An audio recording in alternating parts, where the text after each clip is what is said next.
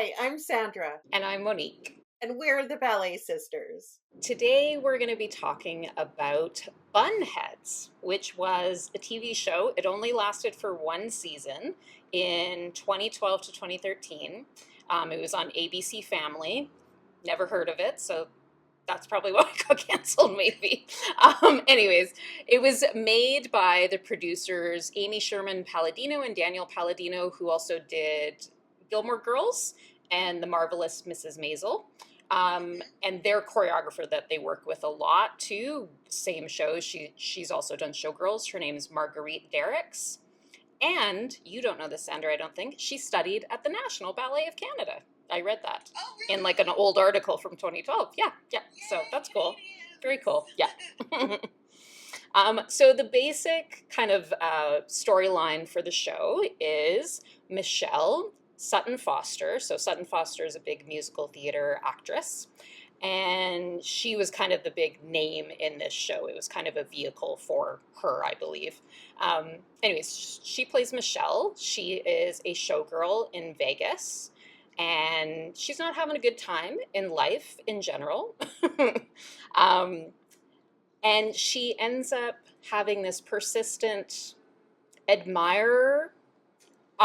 We kind of felt like he was a bit of a stalker. I don't know, maybe it's the like 10 years later kind of viewpoint. We keep in mind that this TV show was 10 years ago, and so choices were different in some storylines, but we enjoyed it. And yeah, so she has a bit of a super fan. Let's call him a super fan. Yes, that's a good way of putting it. She has a super fan who comes to see her in Vegas many, many times. He's a bit harmless, I'll admit, like nothing's too. This is also on ABC Family, remember, so nothing gets too insane.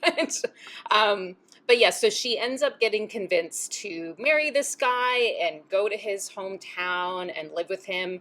And then, very weird kind of plot line, but he ends up dying in a car accident, and she ends up deciding to stay in this little town in California with her mother-in-law, essentially now, who owns a little dance studio called the Paradise Dance Academy.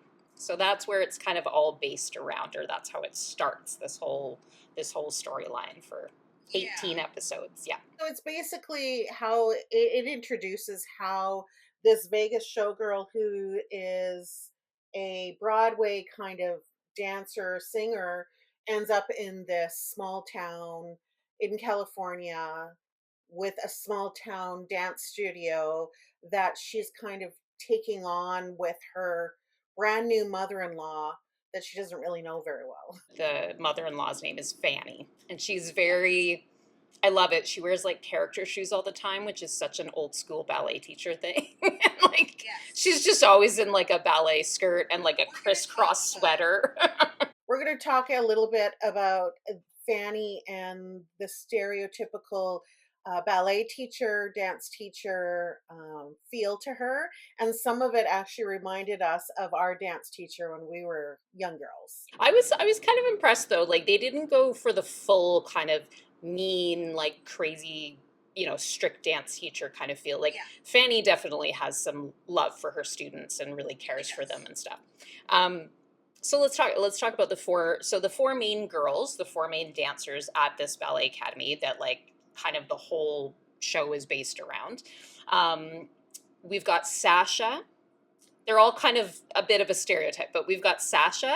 She's like the best dancer. She's going to go to Joffrey. She's going to do this, whatever.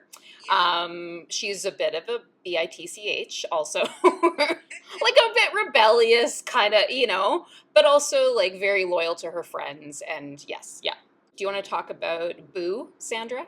One of the other main characters of the young girls, and I believe that their age category, they're in high school, is my assumption.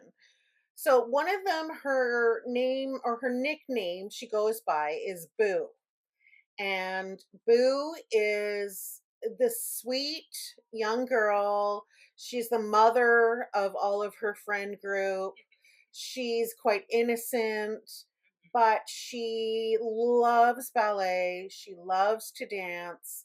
She's a family girl. We get introduced to her family throughout the season, her mom and her dad and her siblings. And Boo is just that sweet girl that tries so hard in dance class. Boo is the character uh, that they have concerned about her body shape and body size.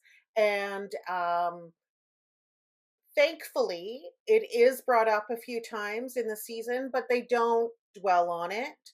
And I think that is very common in dance studios, maybe not to the extremes that sometimes some media makes dancers, gymnasts, skaters, all that stereotype about body image. Uh, she is concerned about it, but there's no major emphasis on it, and she is still a very well-adjusted, normal young Yeah. girl.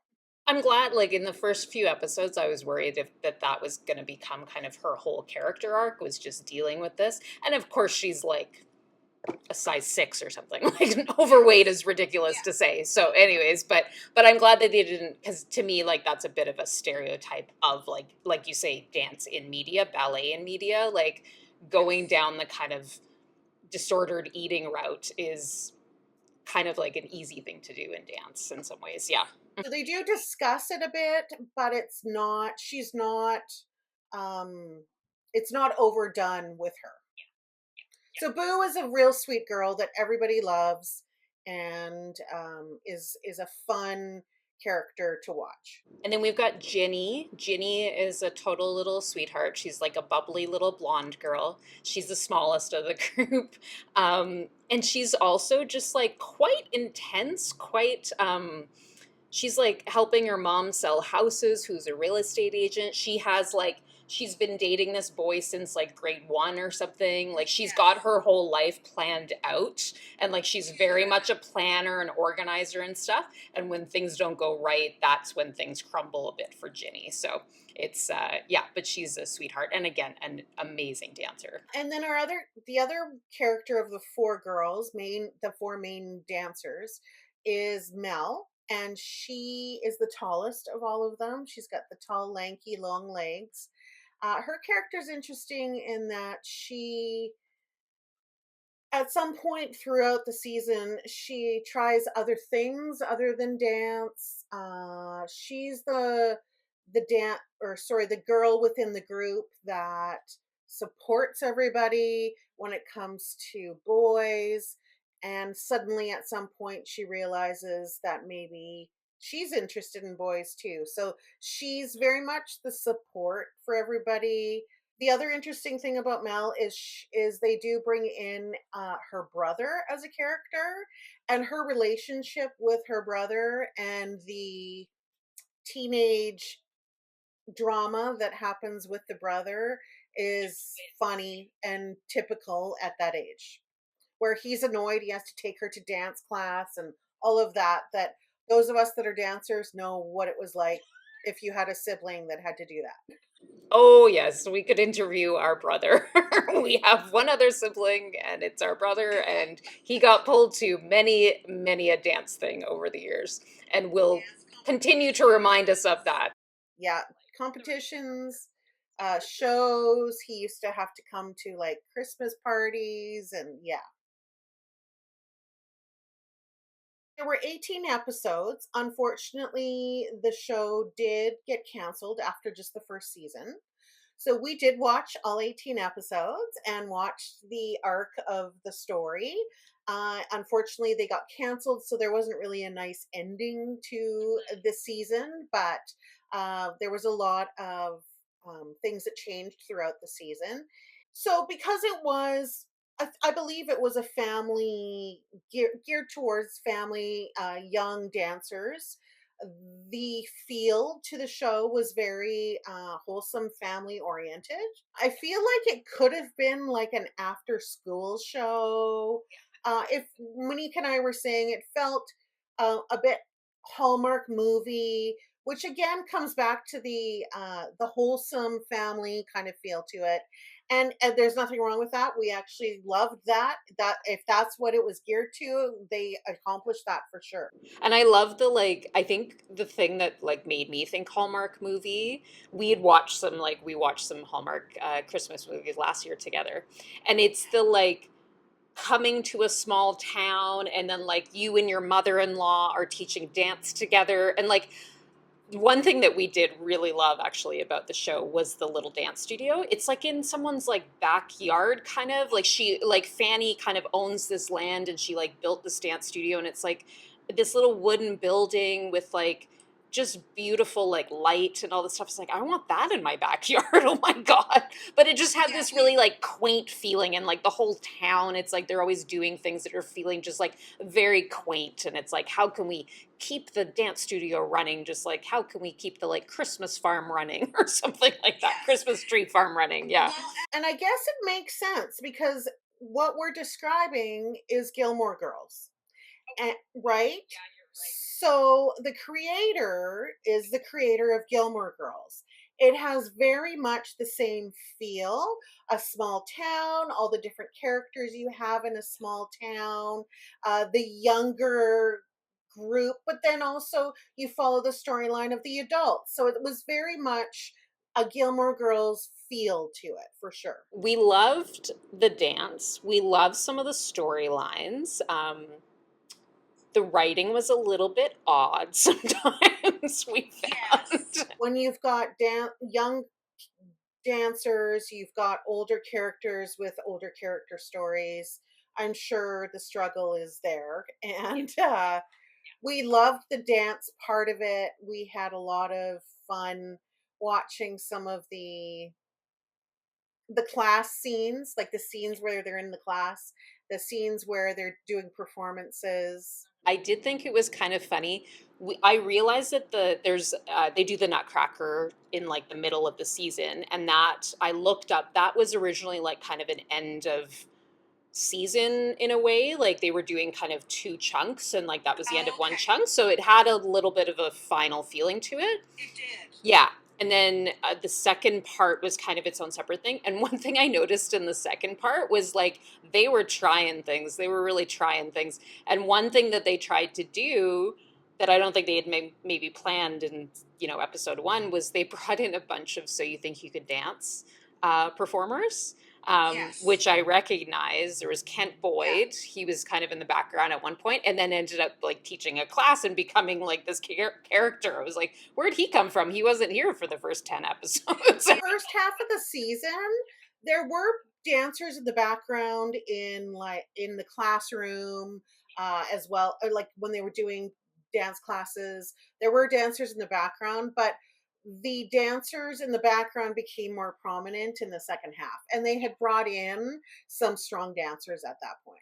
And they brought in Janine Mason, who was like a full like character arc kind of thing. She was like the new kid in town and the mysterious siblings that moved to town from somewhere else and she's an amazing dancer and blah blah blah. So she had some like an acting role too. Kent wasn't really acting that much, but Janine was like a whole character that affected everyone and stuff. She was the new girl that came from having danced all over the world, lived all over the world. She intimidated the small town dancers, which Monique and I can completely relate to. Being the small town dance studio that we came from, I remember even not that long ago, probably 10 years ago, when I was talking to our former dance teacher, she told me that she used to always be frustrated because we would be so intimidated by the big city dancers, and she'd always have to talk to us when we'd go to competition,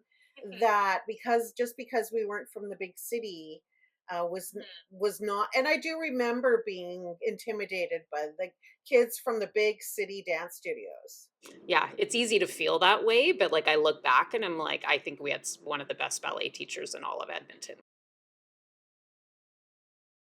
We're going to go through and we're doing like little awards. And we thought this would be a good way for us to talk because we're not going to talk through 18 episodes of this show. My favorite dance piece was done by Sasha and two other girls. I think it was kind of meant to be almost like a dream piece, like she's thinking this in her head in a way. But it was to the song Istanbul, not Constantinople. That's what it's called. Yes. I saw online that a lot of people liked it too. That was definitely one of my favorites for the choreography, as well as the actress that played Sasha. That was very much her style of dance, from what I could see. Yeah, and the two girls that were kind of behind her were very good at dancers as well. They weren't characters in the show, which happened often. They would bring dancers in, obviously, just to do those pieces. Anything that Sutton Foster did was fantastic in my mind. She's won 2 Tony Awards, and she is known to have a classic Broadway presence on stage, and you can see it even in this TV show. She is fantastic. There's a couple of times where she is having dreams about performing. She's actually doing auditions in these dreams. This dream sequence is only maybe a minute long at the most, but I did rewind and rewatch because she's pretty fantastic. She is like a one in a million talent for sure, for sure. So we've done our favorite dance pieces. Now, I have to say, all the pieces were great. We don't want to do like a least favorite dance because they were all really great and the dancers did an amazing job with, the fact that they were doing acting too and stuff. So we called this one and said, how many people had to approve this? We like to talk about that a lot when we go and see dance competitions sometimes. And it's like, how many parents, how many teachers, how many students had to approve this? And it still got approved to get on stage when there's like awkward, maybe themes or costuming or all that kind of stuff. So this is our how many people had to approve this award. So we're going to give it to literally the last like few minutes of this whole series. Yes. The final few episodes all of a sudden take a bit of a like turn, get a bit more serious. Those last few episodes have some more adult themed content. The teenagers are growing up and they have boyfriends. They're making some choices when it comes to intimacy. And the last dance is done to the song Makin' Whoopee, which It's a is fun song. It's a fun song. is just felt a little inappropriate Yeah. between Monique and I for the teenagers to be doing their last dance, the last few moments of the season, which ended up being the last few moments of the whole series. She just cried about not having a great maybe first experience. And then I don't know who made that choice. And like it was a really odd one. Yes. They actually did a great job because they even danced around the studio using different levels. It was fantastic. It just felt awkward, awkward time in the show. We each chose some of our favorite dance class moments and more like moments that were true to a dance studio and true to dance classes. So one of my favorites was when Michelle, the dance teacher, keeps telling Boo, the dancer, to breathe, which is very common for dancers when you're concentrating, when you're thinking about 500 things. So it was just, she was at the bar, they were doing bar exercises, and the dancer kept saying, Boo, you're not breathing. Boo, don't forget to breathe. And that really reminded me that that's very common, and it was common for me often. I thought one of my favorite moments, kind of because it's, again, something you see a lot in like dance or ballet in media, and it's true for yoga too. I'm a yoga teacher also, is that like people are just talking in the middle of a class, which like does not happen, especially when you're a child. But I also kind of love the scene. It's in episode 15, and it's the very first scene, and they're rehearsing something, and the whole time all the girls are kind of talking to each other about something.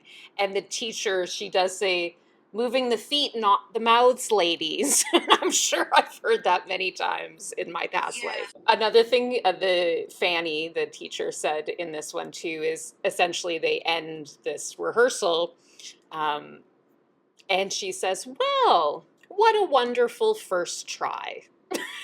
I was like, that is such a dance teacher thing to say. And like, I almost, even now when I go to class, it's like you do like your warm up jump, and it's pretty like, I just assume that the teacher's going to go and again. And you're just going to do it twice in a row. Like, it's like, you may as well make the assumption because it's probably going to happen. Same thing with what a wonderful first try. It just says a lot in one sentence. Yeah.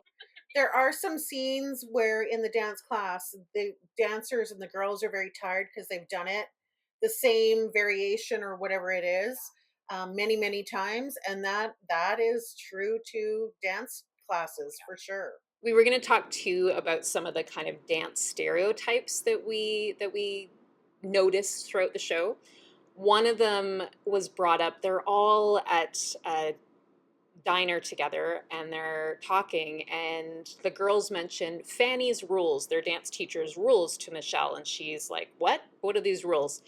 And the girls go through them, and they're kind of, some of them are like, not eating certain things or not going skiing or like things like that. If you become very serious about something, your teacher, coach, whoever it is, becomes very important in your life and in your family's life. If you're spending hours at it a week, a month, like we were, and like they portray these dancers as, I have always said that our dance teacher, our main dance teacher, uh, was my second mom, and they become as important as your true mom in that they do shape you. They do become a big part of your life. There's quite a few scenes where they're at the local little restaurant, and the common thing for the girls to order is fries.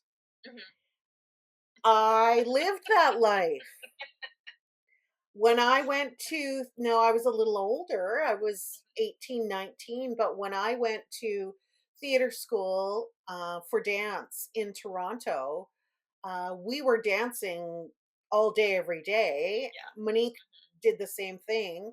And our common thing was in our dance, again, okay, everybody remember this is the 90s. Okay. We live in a different world now. There was a burger place around the corner from our theater school, and we would troop over there at lunchtime in our tights and leotards, sit there and eat fries. Quite often we would eat fries with gravy, and then they had donuts there. We all had donuts. We all drank full sugar Coke, and then would go back and do another dance class. So it made me laugh because it reminded me of the stereotype of dancers eating salads, but then the real story is we're all going out and eating fries between classes. Eat healthier, dancers. Don't be like us. We're going to talk about the award for the most real teacher moments. And I picked, this was partly a whole performance that they do at the local, what is it again, like the garden festival or something. They do a dance piece to start this kind of garden show. And it is called Paper or Plastic. And it is a whole like dance piece done on point and everything that's about this environmental like decision making of whether you should take a plastic bag or a paper bag at the grocery store. And it has like flowers, and there's characters that are bees, and there's like a boy that looks like a plastic bag and a boy that looks like a paper bag. And it's just because it's so like unique, and Fanny's kind of explaining it to Michelle as they're doing it, and she's so intense, and it just reminded me of like when your dance teacher makes up her own dance piece, like her own dance, like ballet kind of thing. And we for sure had that over the years, I think, with our dance teachers. So yes.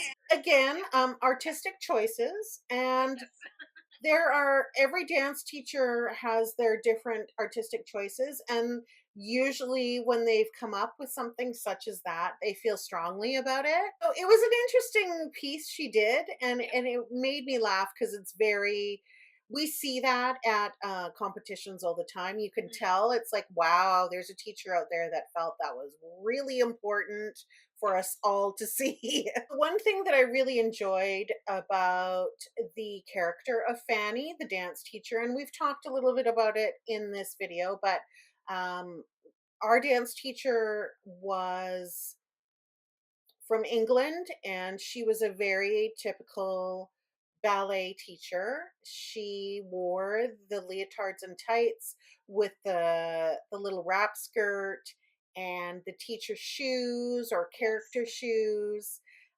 She I love that Fanny had kind of had that eclectic look that a lot of dance teachers have. She wore scarves and lots of jewelry, and the one thing that I found was a little stereotypical. She used a cane, which just when she taught, which is a very stereotypical.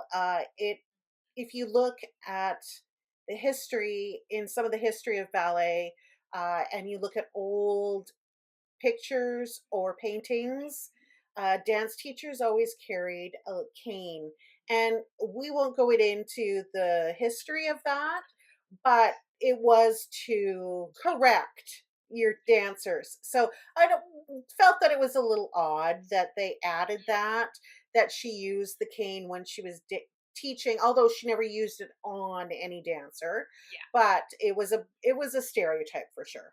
We mentioned before that the writing kind of took us on a journey throughout these 18 episodes. And there was a few storylines that we were like, that was interesting. One of them was for me, and literally it was the last thing I wrote in my notes at the end of episode 18 was, what about the amphitheater? So there's this big thing where you kind of feel like, oh, this is going to be the rest of the season. This is going to be like the big storyline, is that they want to create an amphitheater kind of in this plot of land that the dance studio is on, and it's going to, save everything and stuff, right? And I'm like, oh, that's a fun storyline. They get like a backer to help them out and all this stuff. And it would have been amazing to see the girls dance outside in an amphitheater and stuff. But it's like it just disappears. Like the storyline, you're like, it's like it's a huge part of the storyline, and then you miss it for an episode, and then it comes back or something, and then it's just like, oh, we kind of forgot about it. So it was interesting. So it was a storyline that I kind of was like, oh, I thought this was going to go somewhere, and it never really did. So one of the crazy stories that I thought was quite funny was when they were doing the Nutcracker, when they were all backstage, Michelle, the main character, um, decides to spray them all with perfume because they're smelly, they're sweating and stressed. And she digs in her bag and she starts spraying everybody, kind of they're all in a row, and she sprays them all. But what she's sprayed them with is mace, and in the end they all end up in the hospital, and she ruins the Nutcracker performance. So that was crazy. That was a Yeah. crazy storyline.